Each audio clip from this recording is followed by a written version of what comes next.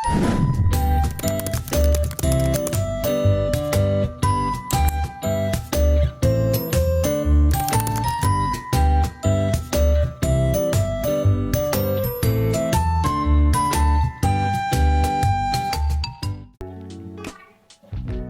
semu atau kuasi eksperimen desain. Eksperimen semu juga dikenal sebagai kuasi eksperimen adalah jenis penelitian eksperimen yang tidak menggunakan pengontrolan variabel secara sempurna. Dalam desain ini, penelitian tidak melakukan manipulasi variabel independen secara acak sehingga hasilnya tidak dapat diandalkan secara mutlak. Eksperimen semu memiliki beberapa karakteristik secara membedakannya dari eksperimen murni. Pertama, mengontrol variabel. Eksperimen semu hanya mengontrol satu variabel yang dipandang paling dominan sehingga hasilnya tidak dapat diandalkan secara mutlak. Kedua, kelompok kontrol. Dalam eksperimen semu, penelitian membagi subjek menjadi dua kelompok. Kelompok kontrol yang tidak menerima perlakuan dan kelompok eksperimen yang menerima perlakuan. Yang ketiga, randomisasi. Eksperimen semu tidak menggunakan teknik randominasi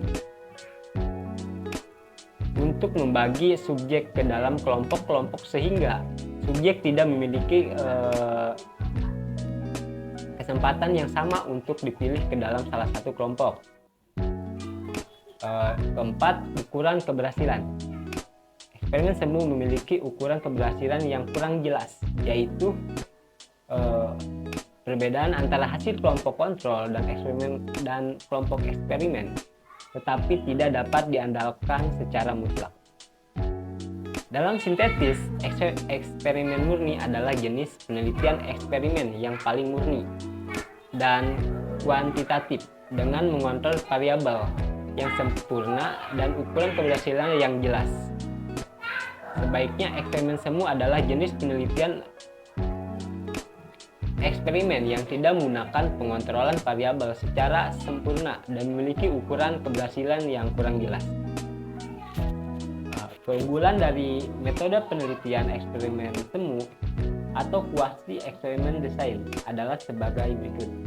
Pertama, ada keterbatasan biaya. Eksperimen semu dapat dilakukan dengan biaya yang relatif lebih rendah dibandingkan dengan eksperimen murni karena tidak memerlukan pengendalian variabel yang sangat ketat. Kedua, keterbatasan waktu. Eksperimen semu dapat dilakukan dengan waktu yang relatif lebih singkat dibanding dengan eksperimen murni karena tidak memerlukan pengendalian variabel yang sangat ketat. Yang ketiga, keterbatasan sumber daya. Eksperimen semu dapat dilakukan dengan sumber daya yang relatif lebih terbatas dibanding dengan eksperimen murni. Yang keempat, keterbatasan penggunaan kelompok kontrol. Eksperimen semu dapat menggunakan kelompok kontrol yang relatif lebih mudah ditemukan dibandingkan dengan eksperimen murni karena tidak memerlukan pengendalian variabel yang sangat ketat. 5. Keterbatasan penggunaan. Keterbatasan penggunaan pengukuran. Eksperimen semu dapat menggunakan pengukuran yang relatif lebih sederhana dibanding dengan eksperimen murni. Yang keenam, keterbatasan penggunaan analisis. Eksperimen semu dapat menggunakan analisis yang relatif lebih sederhana dibanding dengan eksperimen murni. Yang ketujuh, keterbatasan penggunaan generalisasi. Eksperimen semu dapat digeneralisasikan secara relatif lebih luas dibanding dengan eksperimen murni yang tidak memerlukan pengendalian variabel yang sangat ketat. Yang kedelapan, keterbatasan penggunaan representation. Eksperimen semu dapat dilakukan dengan representation yang relatif lebih mudah dibandingkan dengan eksperimen murni karena tidak memerlukan pengendalian variabel yang sangat ketat. Kelemahan-kelemahan dari eksperimen semu. Yang pertama adalah pengendalian variabel yang tidak sempurna. Nah, eksperimen semu tidak dapat menggunakan pengendalian eksperimen secara sempurna, sehingga hasil dari eksperimen semu tidak dapat diandalkan secara mutlak. Perbedaan antara kelompok kontrol dengan kelompok eksperimen dapat disebabkan oleh faktor lain yang tidak berkaitan dengan perlakuan yang diberikan. Kedua, keterbatasan generalisasi. Eksperimen semu tidak dapat digeneralisasi secara luas, karena subjek penelitian dipilih secara tidak random. Yang ketiga adalah analisis yang kurang mendalam, dan keempat adalah pengukuran yang tidak akurat. Untuk mengatasi masalah-masalah tersebut, ada beberapa cara yang harus dilakukan. Yang pertama, penggunaan kelompok kontrol yang sesuai. Penggunaan kelompok kontrol yang sesuai dapat mengurangi kelemahan dari eksperimen semu yang disebabkan oleh pengendalian variabel yang tidak sempurna. Kelompok kontrol harus dipilih secara acak dan harus memiliki kemiripan dengan kelompok eksperimen, sehingga perbedaan antara kelompok kontrol dengan kelompok eksperimen dapat disalurkan dengan tepat ketika akan memberikan perlakuan sesuatu. Kedua, pengendalian generalisasi. Generalisasi harus dilakukan secara bijak dan mempertimbangkan keterbatasan penelitian, sehingga cara ini dapat mengurangi kelemahan dari eksperimen semu. Yang ketiga, analisis yang mendalam. Melakukan analisis yang mendalam berdasarkan data-data yang telah dikumpulkan,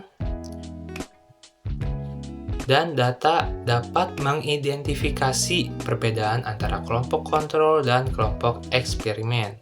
Dan yang terakhir, yaitu melakukan pengukuran yang tepat.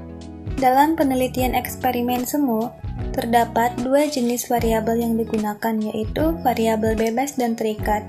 Variabel bebas adalah variabel yang dipengaruhi peneliti untuk menguji hipotesis, sedangkan variabel terikat adalah variabel yang dipengaruhi variabel bebas dan digunakan untuk mengukur efek dari perlakuan eksperimental.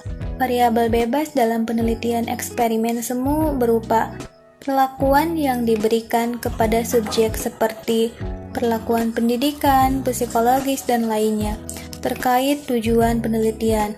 Variabel terikat sebaliknya adalah hasil yang diukur dari perlakuan tersebut, seperti perubahan perilaku, peningkatan kemampuan, serta perubahan lain yang terkait penelitian tersebut. Selain variabel bebas dan terikat, penelitian eksperimen semu juga menggunakan variabel kontrol yang tidak terkait dengan perlakuan, namun dapat mempengaruhi penelitian. Variabel ini digunakan untuk mengurangi pengaruhnya terhadap penelitian dan memastikan bahwa hasil penelitian yang diperoleh adalah akurat dan dapat diandalkan. Dalam penelitian eksperimen semu, peneliti harus memprediksi munculnya variabel pengganggu dan mengontrol untuk mengurangi pengaruhnya terhadap hasil penelitian. Hal ini penting untuk memastikan bahwa hasil penelitian yang diperoleh adalah akurat dan dapat diandalkan. Penelitian eksperimen murni sebagai berikut. Mampu membuktikan hubungan sebab akibat. Penelitian eksperimen murni membuktikan adanya hubungan sebab akibat antara variabel yang dipelajari. Mampu memanipulasi variabel. Penelitian eksperimen murni memungkinkan peneliti untuk memanipulasi variabel yang dipelajari secara kontrol, sehingga dapat mengurangi pengaruh variabel lain yang tidak terkait dengan penelitian. Mampu menguji hipotesis. Penelitian eksperimen murni dapat digunakan untuk menguji hipotesis yang telah dibuat sebelumnya. sehingga dapat memberikan kontribusi pada pengembangan teori dan praktik di bidangnya, mampu memberikan informasi yang spesifik, dan mampu meningkatkan validitas. Penelitian eksperimen murni dapat meningkatkan validitas penelitian dengan cara mengontrol variabel yang tidak terkait dan memastikan bahwa subjek yang dipilih mewakili populasi yang diteliti. Keterbatasan dalam biaya. Penelitian eksperimen murni dapat memerlukan biaya yang relatif tinggi, terutama jika penelitian memerlukan peralatan dan fasilitas yang kompleks. Biaya yang tinggi dapat menjadi hambatan bagi peneliti yang memiliki anggaran yang terbatas. Cara mengatasi kekurangan penelitian eksperimen murni. Yang pertama, persiapan bahan. Persiapan bahan secara tepat untuk mengatasi kekurangan penelitian menurut Fatur Rahman 2011. Aktivitas siswa. Libatkan siswa secara aktif untuk meningkatkan pemahaman mereka. Yang ketiga, metode efektif. Gunakan metode yang sesuai dengan subjek dan tujuan penelitian. Mulyani 1999. Yang keempat, variasi perlakuan. Terapkan variasi perlakuan yang lebih luas untuk referensi yang lebih baik. Fusian 2011. Alat dan fasilitas. Gunakan alat dan fasilitas yang lengkap untuk menghindari gangguan penelitian. Yang keenam, teknik analisis data. Terapkan teknik analisis data yang lebih baik dan akurat. Menurut Gay 1982. Yang ketujuh, desain penelitian. Gunakan desain penelitian yang tepat sesuai dengan tujuan dan subjek. Sukardi 2011. Yang kedelapan, variasi subjek. Libatkan variasi subjek yang luas untuk hasil yang referensitif. Fatur Rahman 2011. 9. Teknik pengumpulan data. Gunakan teknik pengumpulan data yang lebih akurat. Gay 1982. Dalam penelitian eksperimen murni, variabel dibagi menjadi variabel eksperimental atau variabel bebas dan variabel non-eksperimental atau variabel kontrol dan variabel ekstern. Penting untuk memprediksi dan mengontrol variabel pengganggu agar hasil penelitian akurat dan dapat diandalkan.